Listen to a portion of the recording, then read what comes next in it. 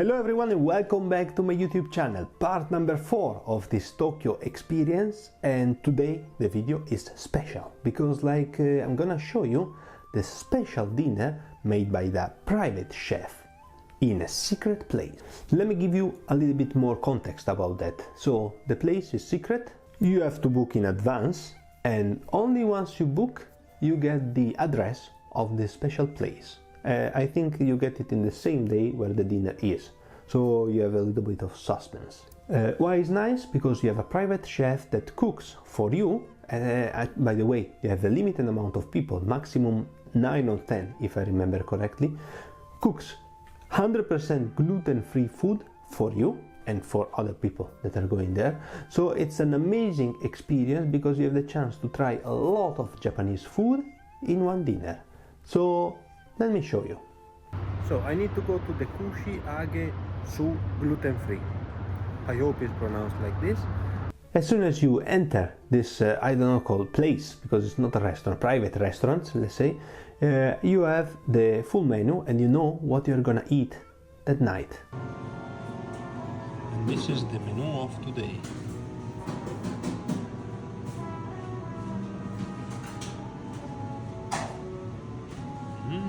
By the way, just to mention, I was almost alone, so I was almost private chef, because then a US lady came, so we were 2 guests for the entire evening. This is how it looks inside.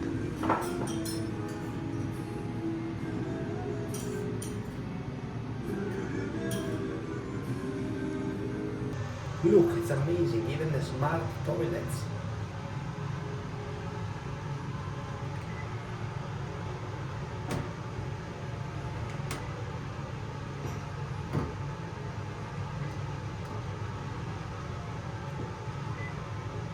Wow! This is what I should get, I think. Let's start because we have more than 10 dishes ahead. First dish is sakitsuke, mackerel with plum zabayon.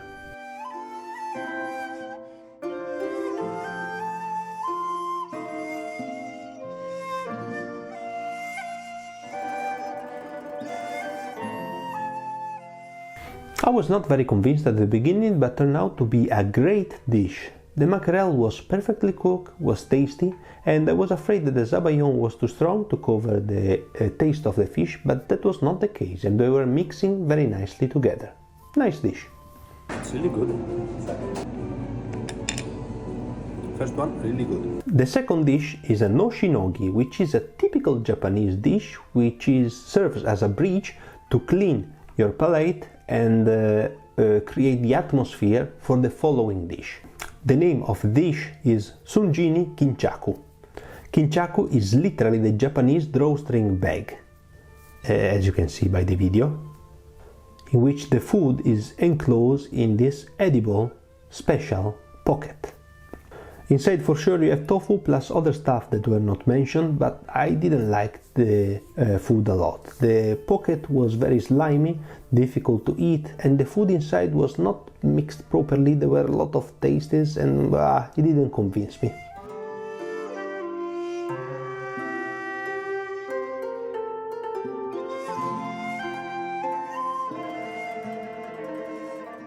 Third dish, purple and green cabbage with a special homemade yuzu dressing. What is a yuzu? Yuzu is a fruit which is in between lemon and orange. Even this dish didn't convince me because this yuzu dressing was so strong that it was cancelling completely the taste of the cabbage, and it was not one of my favorite tastes.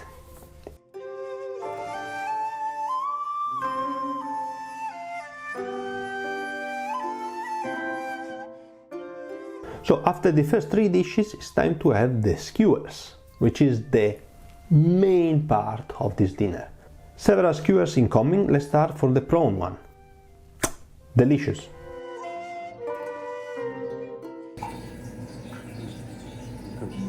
Sauce here.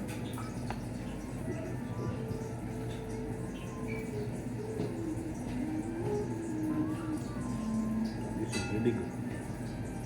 Oh.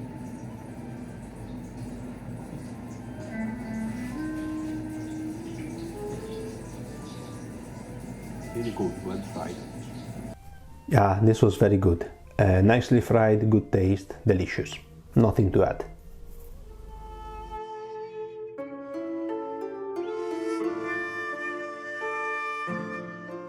Second one, homemade bacon with tomato and mozzarella. The taste of this one was good, but I think how it was assembled was not the best, because as soon as I bit it, it kind of fell off completely. Not the best from when you want to have a nice skewer.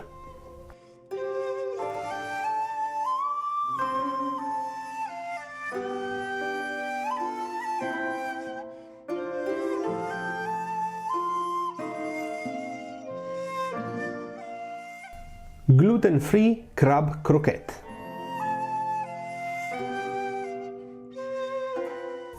This was a surprise. Croquette was nicely fried, the crab was delicious, and one for me was not enough. I wanted at least 3 of them. Fantastic.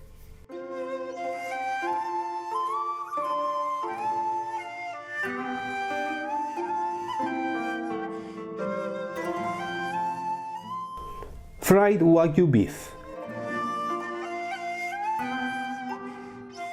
This is one of the best.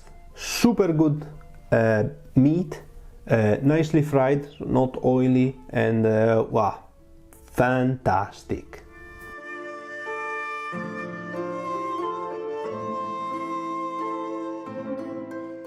Otofu's yuba roll.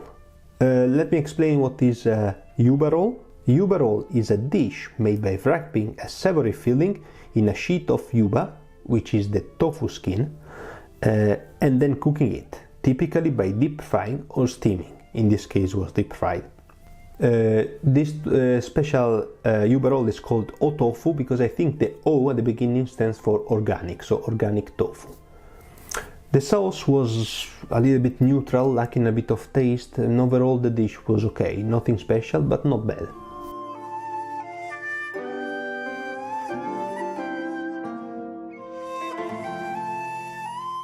Quail truffle. This is probably the one that I remembered less because I don't remember that was truffle. I remember it was quail egg fried. Then I remember that I wanted to ask, but the chef was alone, so busy cooking and preparing the other dishes that I didn't have the chance to, and then I forgot. Overall an okay dish. Soft boiled octopus.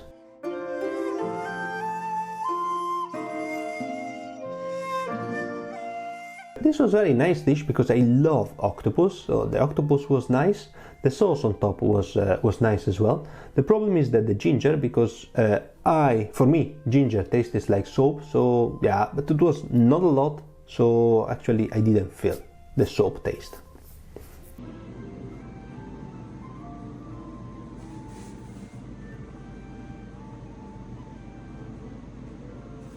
Turnip surinagashi. Small bracket, what is surinagashi? Surinagashi is a typical Japanese thick soup. You can put a lot of ingredients here, but this was mainly made by turnip, but was really pretty thick and dense. Was a nice one, was a little bit sweet. Actually would have preferred to have some bread, but it was a nice soup. Surinagashi is a traditional Japanese soup made with vegetable paste, kelp and bonito flakes.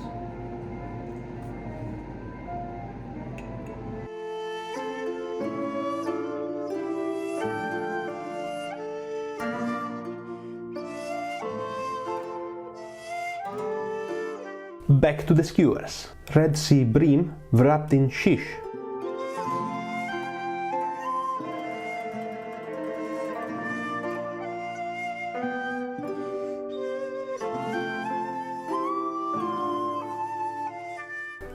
Bream was nice, the vegetable round was nice as well, so overall a pretty good dish. The only problem was that it was so hot, as you can see from the clip I got burnt. Spanish mackerel and butter. What can go wrong if you love mackerel as I do and butter as I do? Nothing. Perfectly fried, a perfect dish. In the meantime, the chef came to me and said, "Hey, would you like to get the oyster?" I said, "It's my first time, but let's go." Very bad decision. This fried oyster. Can I eat oyster? It's my first time, so it's okay. Okay. Yes. Oh, wow. Just Yes. That's exciting.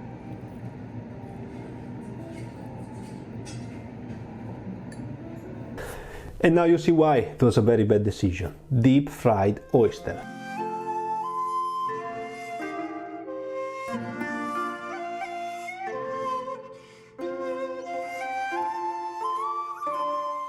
So they served this oyster with some sauce and eggs on top. I didn't like the oyster at all and it was difficult to swallow. The combination with the egg was okay, but the oyster was like a complete different taste with the egg and it was like a bit difficult. You can see me drinking water as well after to help cleaning my mouth. Cacao tofu. I was perplexed why they brought sweets there, and then I remembered that they have two kinds of meal. One which is the small one with the 10 courses and one which is the big one with I think around 13 courses. I went for the big one just for you so that you can see more, and this one was to close the smaller menu. So I had like this dessert which was surprisingly good because I was not having a lot of hopes, but it was nice. Salmon confit.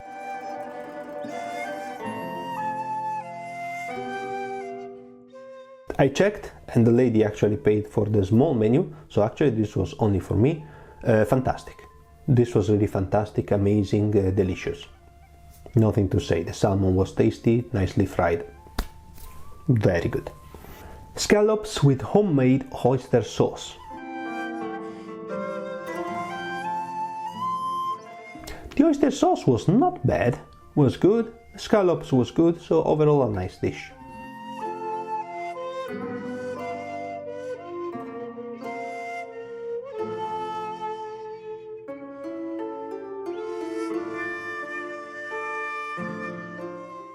Steamed abalone rice.